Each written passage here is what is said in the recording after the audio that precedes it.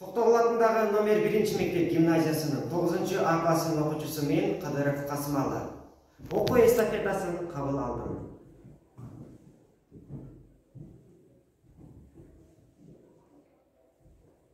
Сооронбай Жусуев, алакан, балам мына төшөгүнөн турдубат.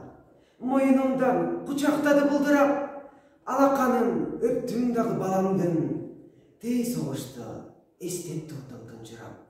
Самак эле ынак досум сырдашкан, укмуш болчу күлкү менен ыржактан, ызылдаган октортуна калганда, ыр күлкүгө бизди бөлүп жыргаткан. Самак айтты, кайда жүрдүң жаратан? Мына балам, сен баламды карасаң. Ал бала эмес, турду кагаз үстүндө 5 манжалуу кичинекей алакан. Самагы кагаз бетин жапты да, улутунду, бала кандай жакшына, ушул түнү алакандуу кагазды коюп жатты жаагынын астына. Далайы самак ошол сүрөттү, далай жолу алмаштырдык түнөктү. Бул кыш бир кыштакка кирип бардык жол сүрүп, дүкүлдөтүп үмүтү жок жүрөктү. Бир короодо бала турат байлануу, бул не шундук, таппай калдык айланы. Жардам сурап, бала кол эрдеңдеп, бала көзү бизден өтүп жайнады. Баланы биз антан калып карасак, баарыбыздан самак тура баласак, наристени бошотууга байлоодон аттап-буттап, чуркап кетип баратат. Ыйлап турган ал балага таңылып, жеткен кезде атасындай сагынып, кара түтүн боз топурак бурк этти, коюп койгон жоо минасы жарылып.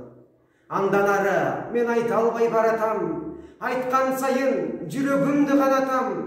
Экөө тең жок, жерде жатты бир гана куп-куу болгон кичинекей алакан.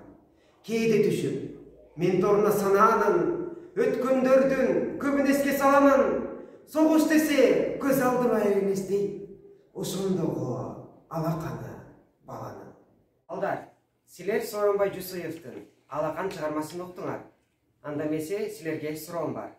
Биринчи суроо. Бул чыгармада Самак деген ким? Самак ата мекени үчүн күрөшкөн жокер. Ал эми экинчи суроо. Бул чыгармада Самактын баласы жөнүндө айтылабы?